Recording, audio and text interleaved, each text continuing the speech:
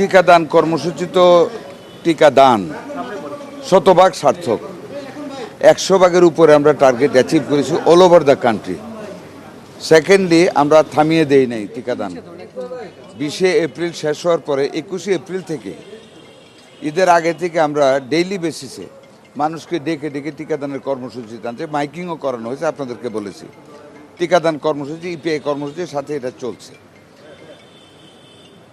এখনও হামে আক্রান্ত হচ্ছে, কারণ এটা একবারে একদিনে শেষ হবে না, একটা স্ট্যাটিক। বাট একটা জিনিস খেয়াল করবেন, ইট ইজ নট ক্রসিং 1100। পরশুদিন 700-তে এসেছে, আবার কালকে 1000-এ উঠেছে।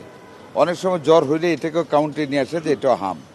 আচ্ছা, নিউমোনিয়ার রোগী আসতেছে, আমাদের কিন্তু পরীক্ষিত সন্দেহজনক মৃত্যু আসতেছে 4, 5, 3।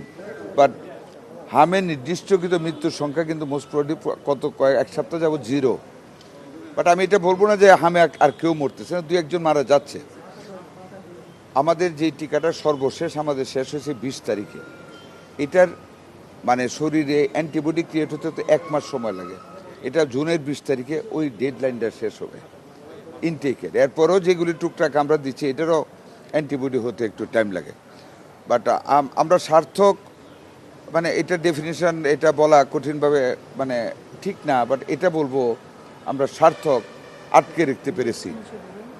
মৃত্যু যেভাবে শুরু হয়েছিল, যদি টিকাদান কর্মসূচিতে আমরা সফল না হতাম, আমাদের ডাক্তার নার্সরা যদি এইভাবে সেবা না দিতেন, আমরা যদি ventilator, oxygen concentrator, CPAP, high flow nasal cannula এগুলি যদি আমরা সরবরাহ না করতে পারতাম, আল্লাহ মাফ করুন, তাহলে অনেক খারাপ অবস্থা হয়ে যেত।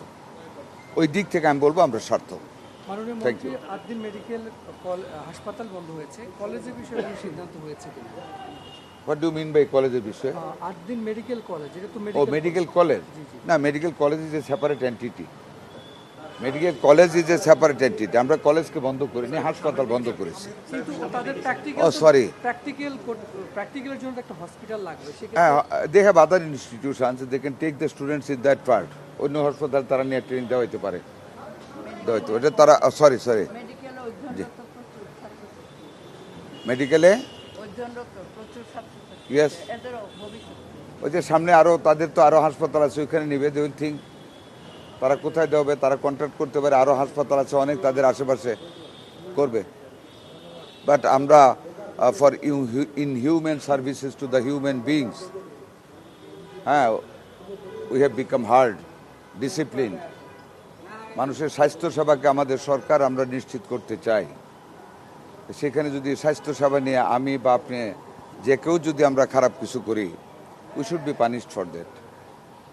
মানে মেডিকেল শিক্ষার্থীদের কথা বিবেচনা করে তাদের কি কোনো হাসপাতাল সরকার বেঁধে